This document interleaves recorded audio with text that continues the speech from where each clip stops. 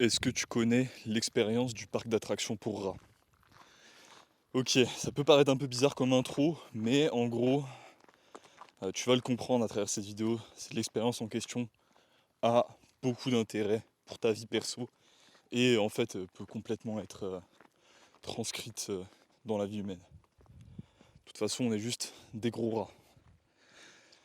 Qu'est-ce qu'elle a fait cette expérience? En gros, ils ont foutu certains rats dans une cage sans rien, tu vois, une cage complètement vide avec juste une eau euh, normale, tu vois, une eau sans rien, et une eau, il me semble, avec de la morphine ou de la cocaïne, je sais plus c'était quelle drogue. Ils ont mis une drogue bien bien addictive, et ils ont mis une deuxième série de rats dans une cage cette fois-ci, qu'ils ont appelé le rat park. Je sais pas si on peut voir le petit coucher de soleil derrière. Ah, pas trop. Magnifique, magnifique. Peut-être un peu mieux le voir après. Bref, qu'il a appelé Rat Park, le scientifique en question, parce qu'il y avait littéralement tout ce qui permettait à un rat de s'amuser. Ah, attends.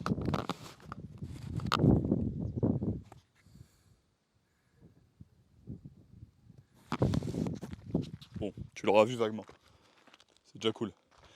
Et donc ils ont mis tu sais, des trucs où ils peuvent tourner dessus,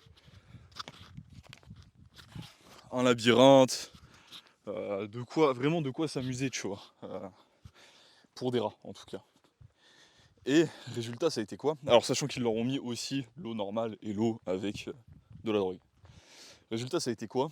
Ça a été que les rats qui étaient dans le paradis pour rats, tu vois, dans le parc d'attractions pour rats, bah, ils touchaient même pas. Enfin, ils goûtaient une fois ou deux à l'eau contaminée, l'eau avec de la drogue. Et après, ils y touchaient plus du tout. Tandis que ceux qui étaient dans la cage où il n'y avait rien d'autre à faire, il y avait des taux d'addiction absolument colossaux. Je sais plus, mais il me semble que tu peux à peu près transposer ces taux d'addiction avec justement des humains qui vivent dans un environnement naturel et ce que beaucoup d'entre vous vivent aujourd'hui.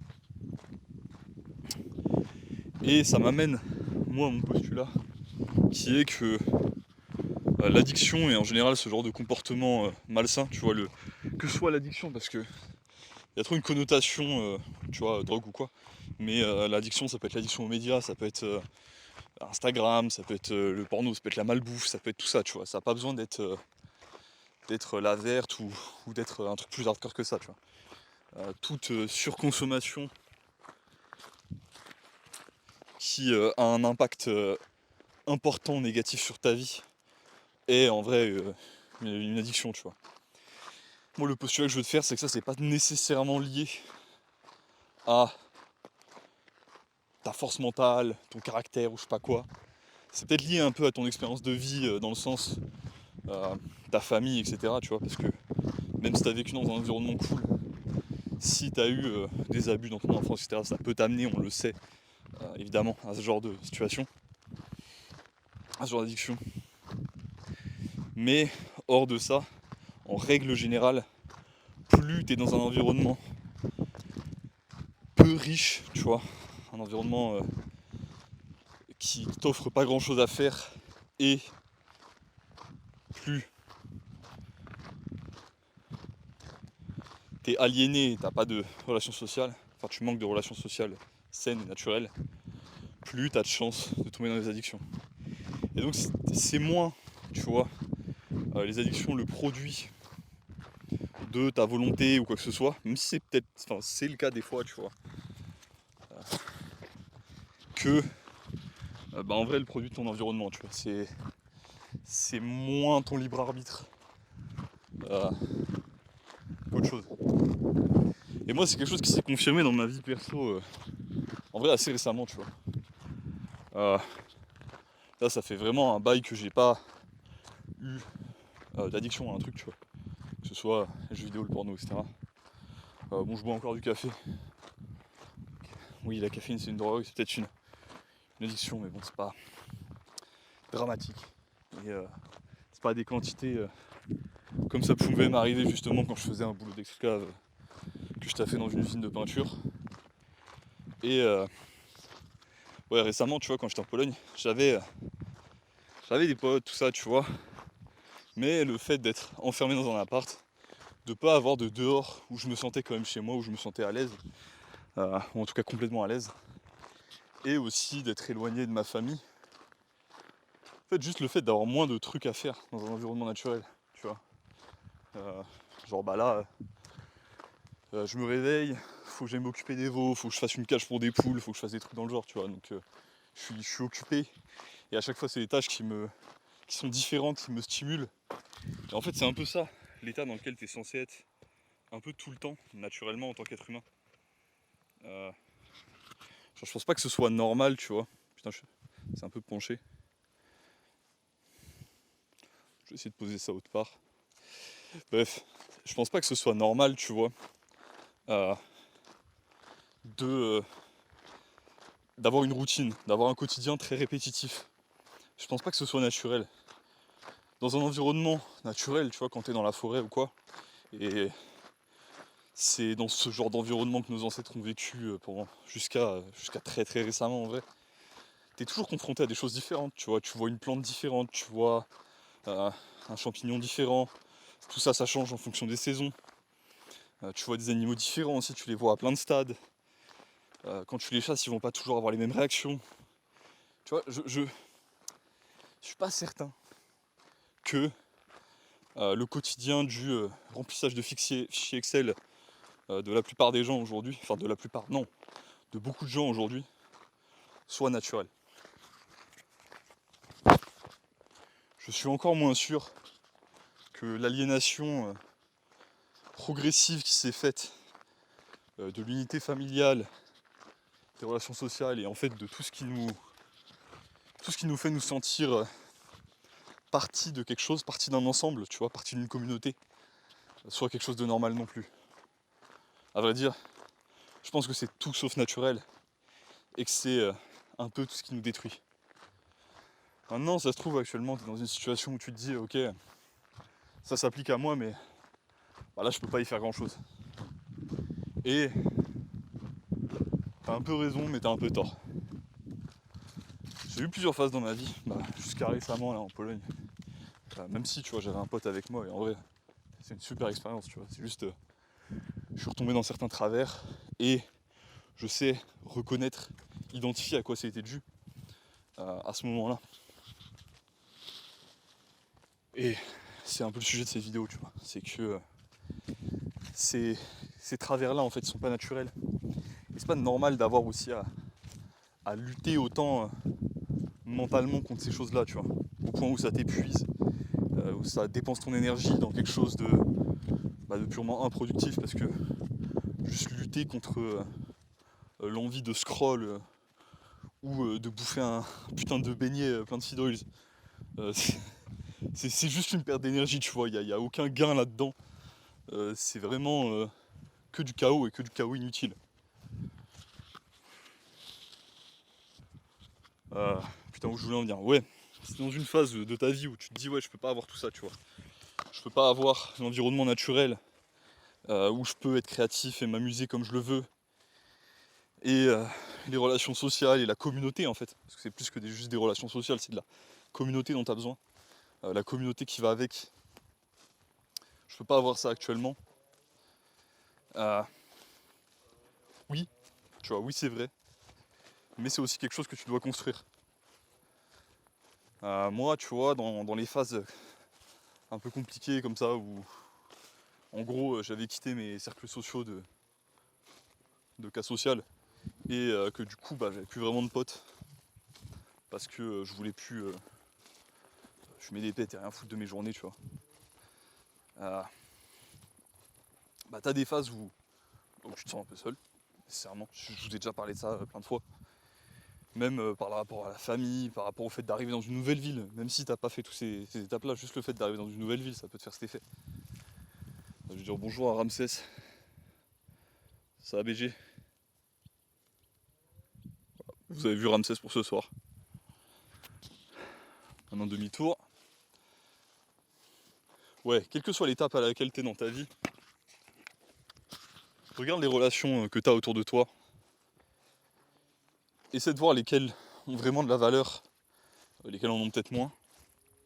Et même si c'est des relations longue distance, actuellement, ou que tu as un peu des doutes, essaie de cultiver ce que tu as déjà, tu vois, c'est déjà un début.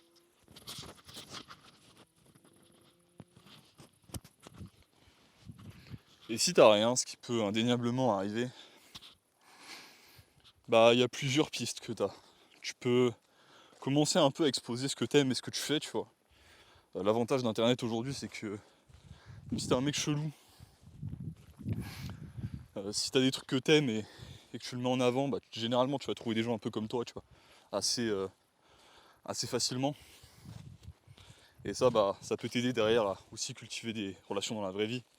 L'idéal évidemment, c'est de rencontrer aussi des gens dans la vraie vie. Si tu le peux, par des proches, enfin, en vrai comme tu le peux, tu vois.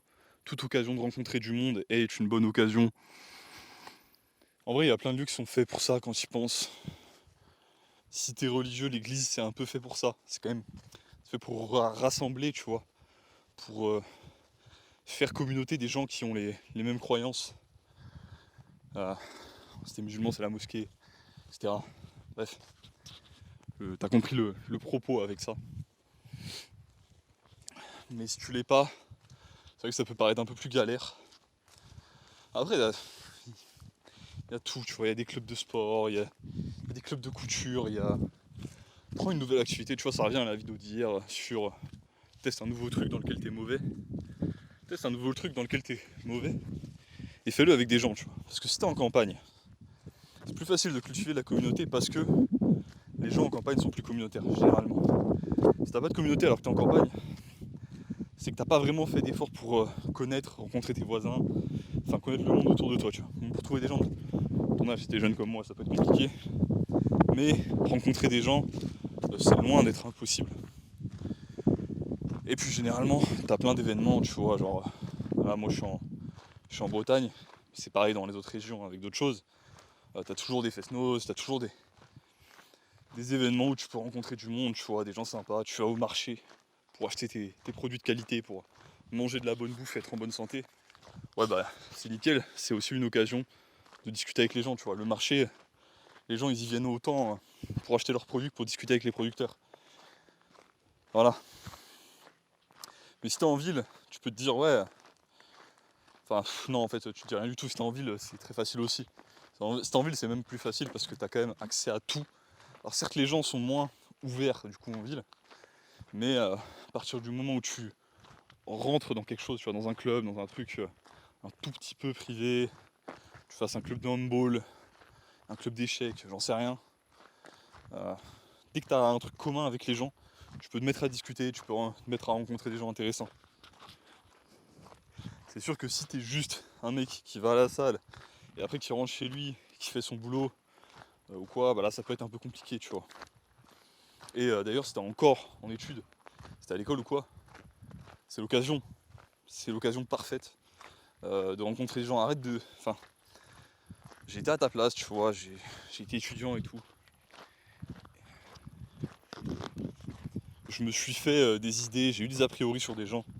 Et bah en vrai c'est une erreur, tu vois, genre tu sais jamais comment les gens sont avant d'avoir un peu échangé avec eux, d'avoir un peu essayé de les cerner, d'avoir un peu entendu peut-être leur histoire, tu vois.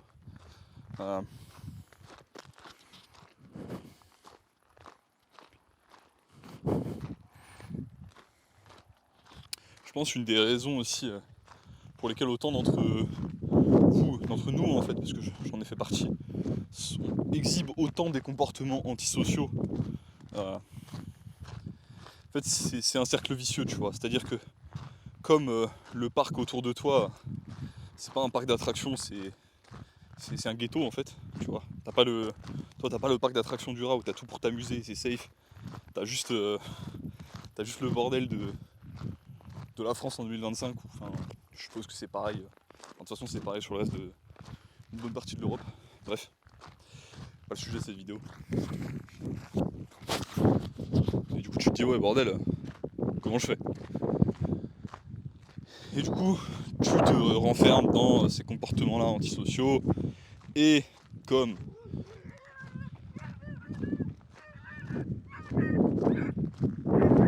Ruby! C'est quoi ça?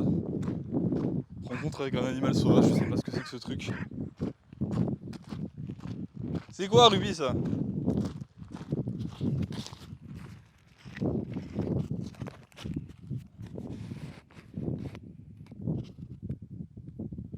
Putain, ça veut pas faire la mise au point.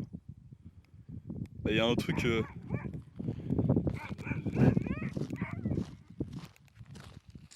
Ruby!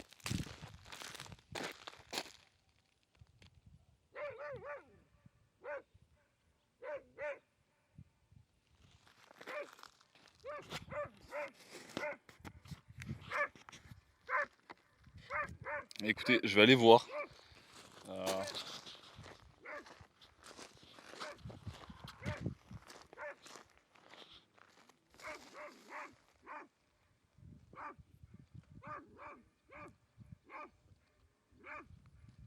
Ruby!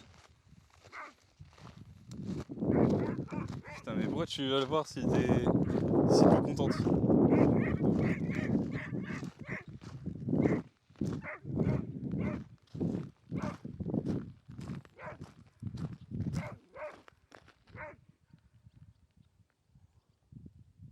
Tu es une sorte de renard ou quoi? Bon. Ah merde, c'est passé en manuel focus en attendant. Nickel. Donc voilà les aléas de la campagne. Hein. Je vous dis, on s'ennuie pas. Ruby! Ruby, c'est bon, viens! Viens, Ruby! Ruby!